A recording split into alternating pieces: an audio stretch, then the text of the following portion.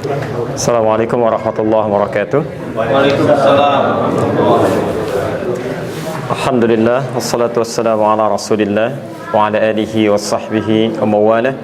Amma ba'd, fa ya ibadallah, usi nafsi wa iyyakum bi taqwallahi faqad fazal muttaqun, fala tamutunna illa wa antum muslimun. Hadirin sekalian, Bapak dan Ibu rahimani wa rahimakumullah, semoga Allah Subhanahu wa taala senantiasa mencurahkan rahmatnya pada kita semua. Di pertemuan lalu kita telah uraikan bahwa salat ketika diperintahkan oleh Allah tidak sekedar berupa perintah yang secara fiqih diminta kepada kita mengerjakannya tanpa kita abaikan dan kita tinggalkan, namun juga menghadirkan manfaat-manfaat tidak hanya akhirat tapi juga 5 kemuliaan dunia. Telah kita bahas orang yang salatnya benar pasti pribadinya baik, sifat dan sikapnya mulia. Orang yang salatnya benar cenderung tenang dalam kepribadiannya. Orang yang salatnya benar cenderung mudah mengatasi persoalan, bahkan rezekinya mengalir cukup mudah dalam kehidupannya. Orang yang salatnya benar, keempat, akan dipermudah oleh Allah menjawab doa-doa yang dipanjatkan khususnya dalam salatnya.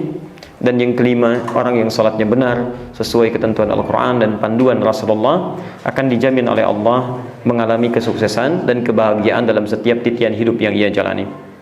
Baik jika seorang tidak mendapati satu di antara 5 ini saat ia menunaikan salat, keseharian dia tunaikan dengan sempurna bahkan jumlah bilangannya, tapi tidak mendapati satu di antara 5 ini, maka kemungkinan terbesarnya ada satu di antara 3 hal terjadi pada dirinya. Satu, salat yang ia tunaikan terkesan kata Al-Quran tidak khusyuk dikerjakan. Yang kedua, salat yang ditunaikan tidak dipahami apa yang dibaca dan dikerjakannya itu. Dan yang ketiga, salat yang ditunaikan cenderung memberikan celah kepada setan untuk menggoda dia dalam salat. Bahkan nanti kita turunkan riwayatnya, ada orang yang kata Nabi sampai lupa berapa rakaat sedang menunaikan salatnya. Yang pertama, tentang persoalan sulit khusyuk dalam salat atau bahkan tidak khusyuk dalam salat. Orang khusyuk itu kata Al-Quran, satu, alladzina yadhunnuna annahum mulaqu rabbihim. Dia betul-betul menyiapkan dirinya untuk berjumpa dengan Rabbnya. Dia yakin, dhanna di sini berarti yakin. Yakin betul sekarang saya akan menghadap pada Allah. Saya mau tanya, kalau kita mau menghadap pimpinan kita besok, sekiranya betul jadwalnya kemudian tepat sudah direncanakan, kira-kira persiapan kita, penampilan kita akan diperbaiki tidak? Penampilan terbaik ya? Oke, penampilan terbaik, pakaian yang paling bagus, kemudian sempurna sehingga terlihat nampak menyenangkan dipandang. Ya Bani Adam, Quran surah 7 ayat 31. Ya Bani Adam, hei anak cucu Adam, khudhu zinatakum 'inda kulli masjid. Setiap ada panggilan dari masjid, khudhu zinatakum. Kalimatnya menggunakan zina bahkan. Bukan zina, tapi zina. Zina itu segala yang indah. Kenakan penampilan terbaikmu. Jadi ini poin pertamanya. Jadi barangkali sholat kita sulit mendapatkan kekhusyuan sehingga tidak terlalu nikmat menjalaninya karena persiapan kita kurang maksimal. Silahkan cek. Kalau nggak percaya silahkan ya. Antum kenakan pakaian terbaik ketika akan sholat. Laki-laki pakaikan wangian yang layak, kan? Pakai yang paling bagusnya. Masya Allah, demi Allah saya katakan akan ada perbedaan dalam suasana sholat kita. Orang mau musyrik aja, pakaiannya bagus-bagus. Antum cek, orang mau musyrik, pakaiannya bagus-bagus. Ada yang pakai jas, pakai dasi, pakai batik gitu kan? Ya perempuannya pakai kebaya, anaknya diajak kayak pangdua, bawa mainan, bawa makanan dan sebagainya. Ini bagian pertama. Jadi kalau kita bisa ya coba, ya besok misalnya perbaiki, kita subuh, nggak harus mewah. Nggak harus mewah, yang terbaik yang kita punya, siapkan, itu akan ada dampak pada jiwa kita.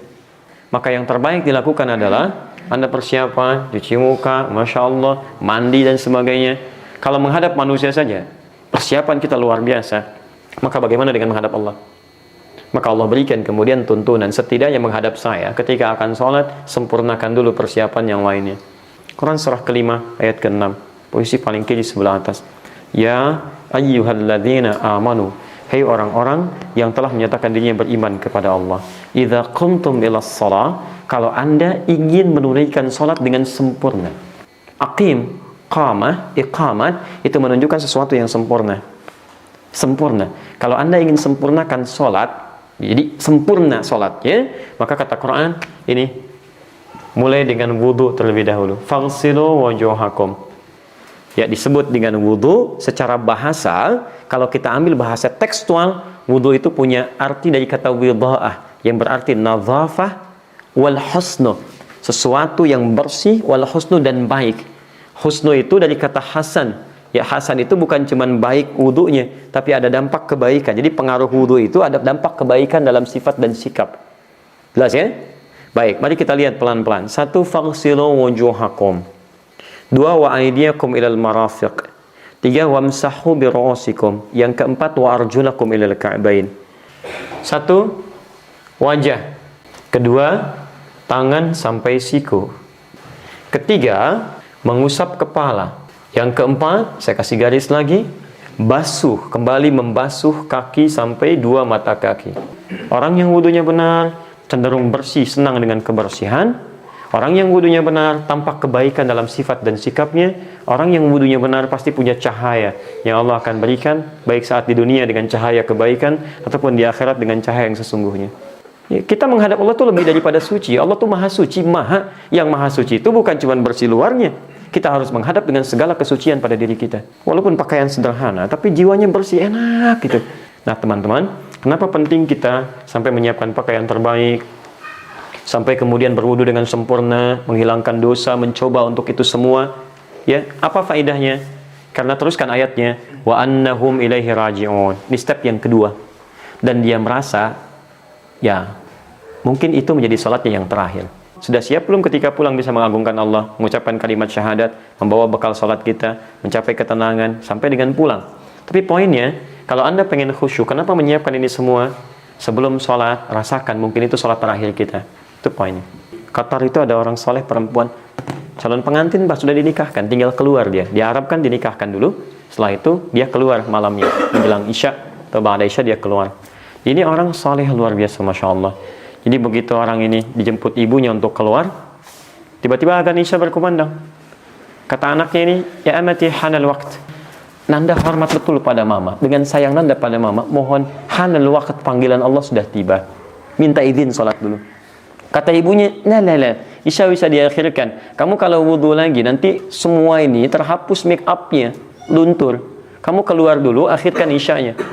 Si anak ini berkata, ma amati hanal waqt, ma, tolonglah, saya mau ingin dahulukan sholat. Ibunya marah keluar, kamu nggak taat sama mama, dibanting pintunya. Kemudian si perempuan ini mulai berwudu, Masya Allah. Maka lunturlah make up-nya. Kalau dia sholat, nikmat sholatnya, Pak, tenang. Dengan pakaian indahnya, wudu dengan baik, rukunya tuh tumakninah luar biasa. Begitu sujud tuh enak. Saking tenangnya, nggak bangun lagi. Dalam sujudnya dia meninggal hadap Allah Subhanahu Wa Taala. Manusia menginginkan dia jadi pengantin dunia, Allah menginginkan dia jadi bidadari akhirat. Manusia menginginkan pakai make up dunia, kata Allah nggak berlaku di akhirat. Gunakan make up akhirat, wudu. Meninggal dalam keadaan tenang. Dalam sholatnya, dia jadikan seakan-akan sholat yang terakhir dalam dirinya. Itu maksudnya. Persiapan ini membantu kita kesiapan di awal sholat. Insya Allah supaya pelan-pelan bisa kita praktekkan. Subhanakallahumma wa bihamdika asyhadu an la ilaha illa anta astaghfiruka wa atubu ilaik. Wa akhiru da'wana alhamdulillahi rabbil alamin. Wal 'afwu minkum. Assalamualaikum warahmatullahi wabarakatuh.